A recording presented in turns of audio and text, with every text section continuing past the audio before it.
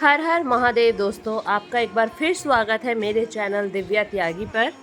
आज हम सुनेंगे 16 सोमवार की व्रत कथा। अगर आप भी 16 सोमवार के व्रत रखते हैं तो ये कथा ध्यान से सुनिए। एक समय की बात है, मृत्यु लोक में भ्रमण करने की इच्छा करके एक समय भगवान भोलेनाथ और माता पार्वती मृत्यु लोक में पधारे। भ्रमण करते करते दोनों विदर्भ देश की अमरावती नाम की अति रमणीक नगरी में पहुँचे। अमरावती नगरी स्वर्ग के सदृश सभी प्रकार के सुखों से परिपूर्ण थी। उसमें वहाँ के महाराजा द्वारा बनवाया हुआ अति रमणीक शिवजी का मंदिर भी था। भगवान शंकर और माता पार्वती साथ में इस मंदिर में निवास करने लगे। एक समय माता पार्वती जी ने भगवान भोलेनाथ को प्रसन्न देखकर बोला, हे महाराज, आज तो हम दोनों चौसर खेलेंगे। शिव जी ने अपनी प्राण प्रिया की बात को मान लिया और चौसर खेलने लगे। उसी समय मंदिर का पुजारी ब्राह्मण मंदिर में पूजा करने आया। माता पार्वती ने पुजारी से प्रश्न किया, पुजारी जी बताओ, इस बाजी में हम दोनों में से किसकी जीत होगी? ब्राह्मण बिना विचार किए जल्दी से बोल उठा, महादेव की जीत होगी। थोड़ी देर में बाजी समाप्त हो गई और पार्वती जी की जीत हुई। पार्वती जी को बहुत गुस्सा आया और ब्राह्मण को झूठ बोलने के अपराध के कारण श्राप देने चली। भगवान भोलेनाथ ने माँ पार्वती को बहुत समझाया, लेकिन उन्होंने ब्राह्मण को कोढ़ी होने का श्राप दे दिया। कुछ समय बाद पार्वती जी के श्रापवश पुजारी के शरीर में कोढ़ पैदा हो गया। अब वो बहुत अधिक दुखी रहने लगा। पुजारी को कष्ट भोगते हुए जब बहुत दिन गुजर गए, तब एक दिन देवलोक की अप्सराएं शिव जी की पूजा करने उस मंदिर में पधारी। पुजारी के कोढ़ के कष्ट को देखकर उन्हें बड़ी दया आई। उन्होंने उससे इस कोढ़ का कारण पूछा। पुजारी ने निसंकोच सारी बातें बता दी। वे अप्सराएं बोली, हे पुजारी, तुम अधिक दुखी मत होना। सावन सोमवार का व्रत भक्ति भाव से करो। पुजारी ने अप्सराओं से व्रत की विधि पूछी। अप्सराओं ने बताया, सोमवार को भक्ति भाव से व्रत करो, साफ वस्त्र पहनो, संध्या व उपासना के बाद आधा सेर गेहूं का आटा लो, उसके 3 भाग करो और घी, गुड़, दीप, नैवेद्य, बेलपत्र, जनेऊ जोड़ा, चंदन, अक्षत, पुष्प आदि से प्रदोष काल में भगवान शिव जी की पूजा करो। उसके बाद 3 भागों में से 1 भाग शिव जी को अर्पण करो, बाकी 2 को शिव जी का प्रसाद समझकर उपस्थित लोगों में बांट दो और खुद भी प्रसाद समझकर खाओ। इस तरह 16 सोमवार व्रत रखो। 17वें सोमवार को 5 सेर पवित्र गेहूं के आटे की बाटी बनाओ, उसमें घी और गुड़ मिलाकर चूरमा बनाओ। भगवान भोलेनाथ को भोग लगाकर उपस्थित भक्तों में बांट दो। इसके बाद कुटुंब सहित प्रसाद लो तो भगवान शिव की कृपा से सभी मनोकामनाएं पूरी हो जाती है। ऐसा कहकर वो अप्सराएं स्वर्ग में चली गई। ब्राह्मण ने यथाविधि षोडश सोमवार का व्रत किया और भगवान शिव की कृपा से रोग मुक्ति पाकर आनंद से रहने लगा।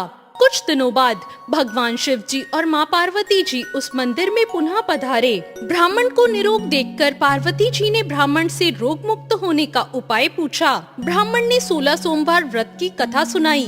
पार्वती जी बहुत प्रसन्न हुई। ब्राह्मण से व्रत विधि पूछकर स्वयं भी व्रत करने के लिए तैयार हो गई। व्रत करने के बाद उनकी मनोकामना पूरी हुई और उनके रूठे बेटे स्वामी कार्तिकेय स्वयं माता के आज्ञाकारी हुए।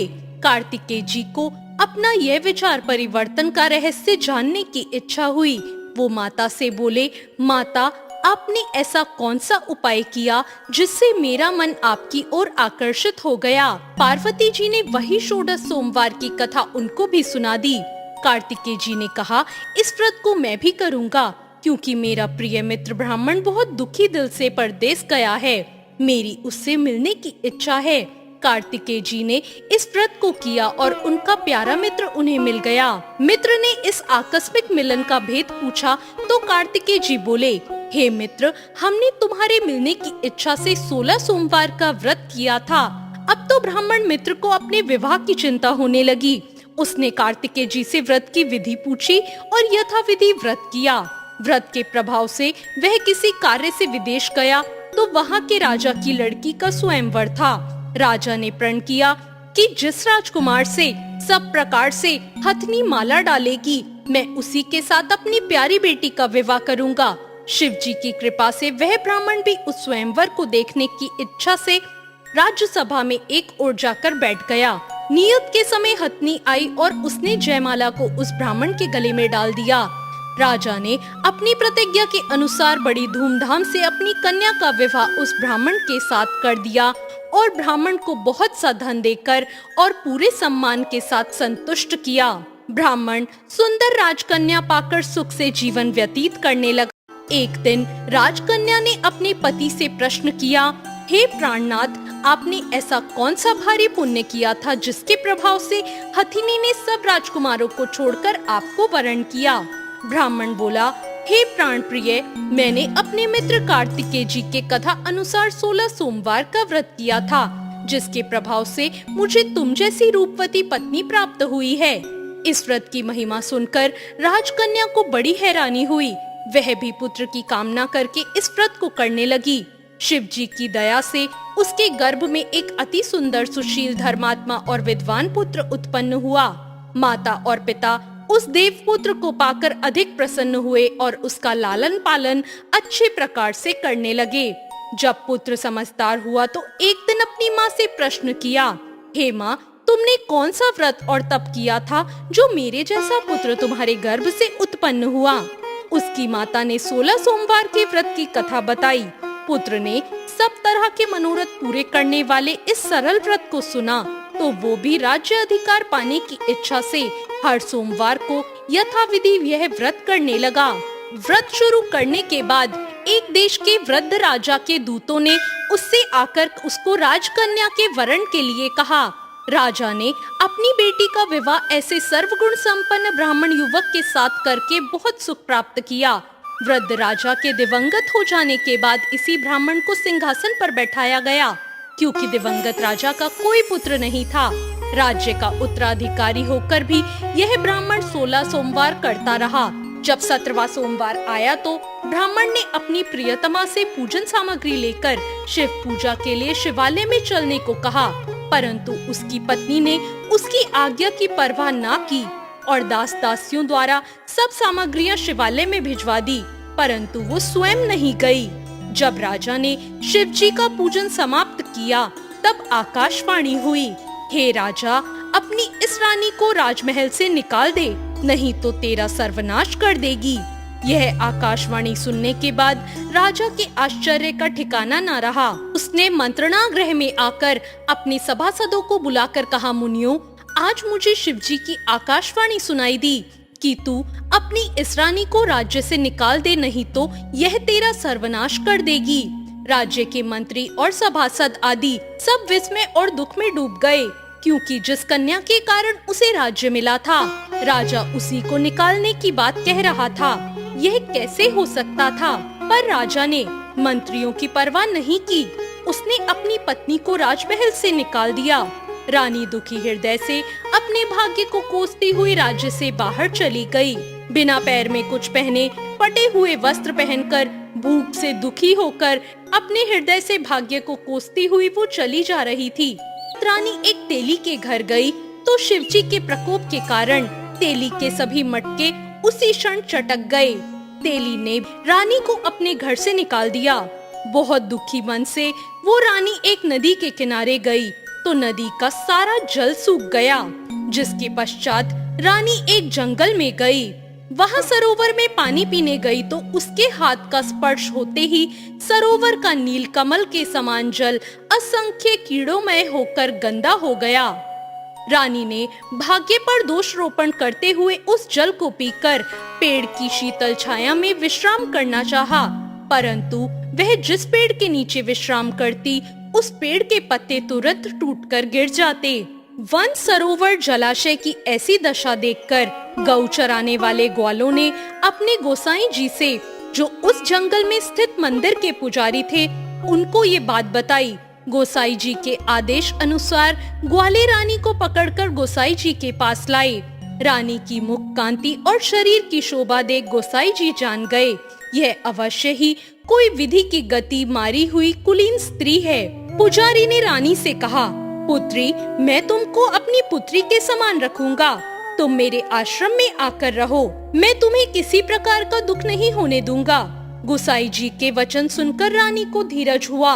वह आश्रम में रहने लगी।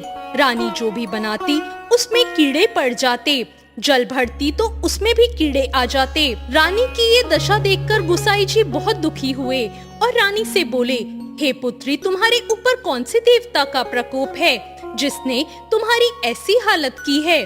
पुजारी की बात सुनकर रानी ने शिवजी महाराज के पूजन के बहिष्कार की बात बताई। तो पुजारी ने शिवजी की अनेक प्रकार से स्तुति की और फिर रानी से बोले, पुत्री, सब मनोरथ पूरी करने वाले 16 सोमवार व्रत करो। उसके प्रभाव से इस कष्ट से मुक्ति हो जाएगी। गोसाई जी की बात मानकर रानी ने 16 सोमवार व्रत किए और 17वें सोमवार को विधि विधान सहित पूजन किया। उस पूजा के प्रभाव से राजा के हृदय में विचार आया कि रानी को गए हुए बहुत समय बीत गया है, न जाने वो कहाँ भटकती होगी, उसे ढूंढना चाहिए। यह सोचकर रानी को तलाश करने के लिए राजा ने चारों दिशाओं में दूत भेज दिए। वे दूत रानी को तलाश करते हुए गोसाई जी के आश्रम में आ गए। वहां रानी को पाकर उन्हें अपने साथ जाने का आग्रह करने लगे, परंतु गोसाई जी ने मना कर दिया। दूत चुपचाप वापस लौट आए और राजा को रानी का पता बताया। रानी का पता पाकर राजा गोसाई जी के आश्रम में गए और उनसे कहा, महाराज, जो देवी आपके आश्रम में रहती है वह मेरी पत्नी है। शिवजी के प्रकोप के कारण मैंने उसका त्याग किया था। अब मैं भोलेनाथ की कृपा से उसे लेने आया हूँ। कृपा मुझे अपनी पत्नी को साथ ले जाने की आज्ञा दें। यह सुनकर गोसाई जी बड़े प्रसन्न हुए और उन्होंने रानी को राजा के साथ जाने की अनुमति दे दी। राजा बड़ी प्रसन्नता से रानी को महल लेकर आए। राजा ने सारे राज्य में उत्सव मनाया और चारों तरफ प्रसन्नता की लहर दौड़ गई। सारी प्रजा ने अपनी रानी के आने पर खुशियां मनाई। इस प्रकार जो मनुष्य 16 सोमवार के व्रत को श्रद्धा पूर्वक करता है, उसकी सभी मनोकामनाएं भगवान शिव जी की कृपा से पूर्ण होती है और उसे मोक्ष की प्राप्ति होती है। तो ये थी आज की कहानी। आपको अगर ये कथा अच्छी लगी हो तो मेरे चैनल को लाइक और सब्सक्राइब ज़रूर करें। हर हर महादेव दोस्तों।